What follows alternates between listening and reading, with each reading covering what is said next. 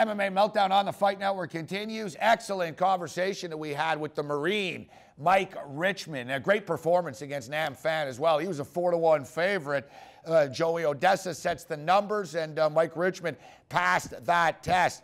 We got some symmetry here, and it's great that we bring in Joey Odessa from Costa Rica, the premier combat sport odds maker in the business. Joey, we just had the badass on. Dude was a sergeant in the Marine Corps, 3 tours of duty as an infantryman in Iraq. So Mike Richman's a tough-ass dude.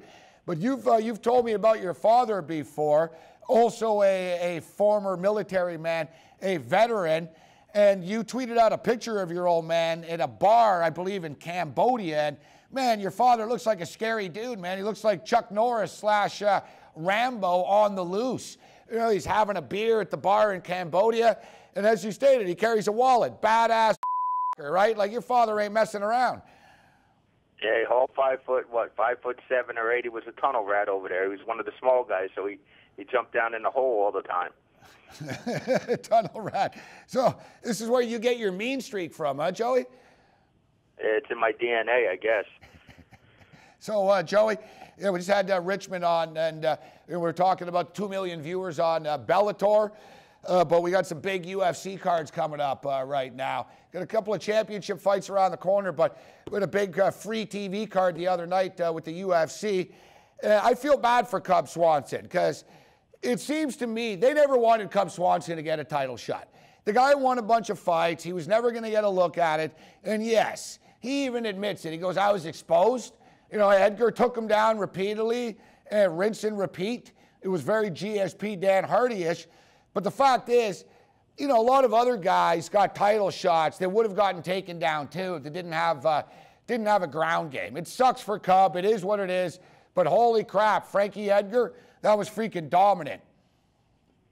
Yeah, he won every round. I mean, he was just, you know, Cub said he exposed him. He would have thought, you know, once Frankie figured him out, I mean, it takes him a little while, but, you know, sometimes, but once he figured him out, he just, you know, he pretty much owned him. I mean, not to take anything away from Cub. I mean, Cub matched with the right guy. You know, I still wouldn't mind seeing Cub versus McGregor, see how those guys match up, see how the MMA math works. Yeah, you can't escape Conor McGregor right now when we're talking about this division, except that's not going to happen unless Cub Swanson, you know, unless McGregor loses to Siver, which I don't think is going to be happening because they're not going to have loser versus loser. But everybody was wondering, why is McGregor fighting this fight against Dennis Siver when you've got the potential title shots awaiting, because the UFC pretty much knows that he's going to win this fight. And now Cub Swanson's out of the way. Frankie Edgar's already got his shot. This opens up the path for Conor McGregor right now. He's not going to have to fight Edgar first. He's going to get a shot against Aldo. Yeah, but you know what happens? I mean, I'm not saying by any means that Dennis Siver is going to beat Conor, because I don't think he will. But you know, some strange things happen. I mean, we've seen guys fall. You know, guys fall when they're expected to go out there and destroy guys, especially when you got a lot on deck. But McGregor seems focused. He's about the money. You know, it's going to be Conor at some point. I mean, I tell you what, I don't think Conor wants any part of Frankie Edgar. I think that Frankie beat him. I think Frankie Edgar would beat Conor McGregor as well. Dennis Siver's playing with house money, though, isn't he, Joey? He's playing with house money. I saw yesterday on MMA Junkie, they pointed out there's a 30-second commercial for the Conor McGregor fight. 1.9 seconds of it dedicated to Dennis Siver. So, you know, it's an exhibition. Like you said, the UFC, you know, he is the, you know, McGregor's the Harlem Globetrotters, and Dennis Siver is being portrayed here as basically the Washington Generals. Show up in Boston, take your check for $16,000, get beat up, and thanks for coming.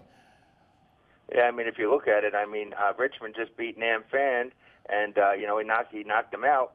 And Dennis Siver fought Nam Phan, 2 years ago in the UFC and took him to decision. So, you know, to draw a comparison, I mean, you know, maybe Richman will be in the UFC at some point. So, Joey, we only got about a minute and a half left here. No UFC this week, kind of a quiet week. But around the corner, we've got Hendricks Lawler, the second fight, Hendricks Lawler 2. First time around, my money was on Robbie Lawler. It was a real close fight. I don't know if the venue made a difference, considering it was in Dallas, Texas. It was razor close fight. But with that being stated, I like Johnny Hendricks this time around. You know, he was coming off the GSP stuff. He was worn out mentally, physically. He was banged up. He's had some time to heal right now, and he knows what to expect from Lawler. I think Hendricks uses his wrestling a little bit more. I know we're looking ahead here, but I like Hendricks to win this fight.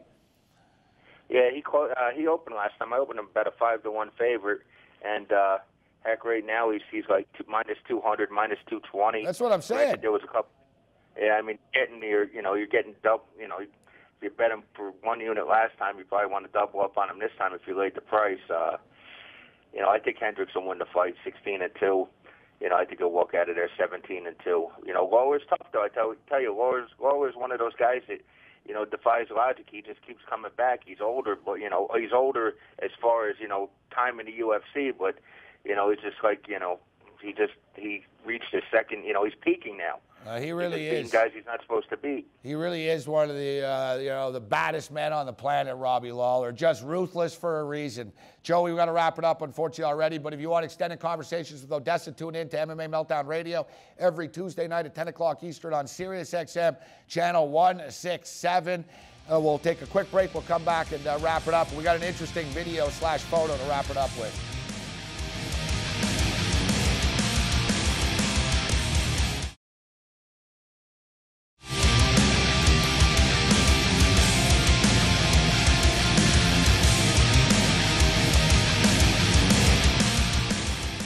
Well, that wraps up another edition of MMA Meltdown. Thanks to everybody for tuning in this week. Thanks to Mike Richman. I really enjoyed the conversation we had with him. Always great kicking it with Joey Odessa. Normally, we wrap it up with a video of the week. We're doing a little bit different this week. We got a photo this week. And like Dana White says, what the hell's going on in this photo? You got Cowboy Cerrone flipping the bird. You got Cowboy Cerrone's wife or girlfriend breathing into a breathalyzer. You've got Carlos Condit, looks like a homeless dude, and Tim Kennedy's pants are just a little bit too freaking tight. Other than that, you're on your own. Later.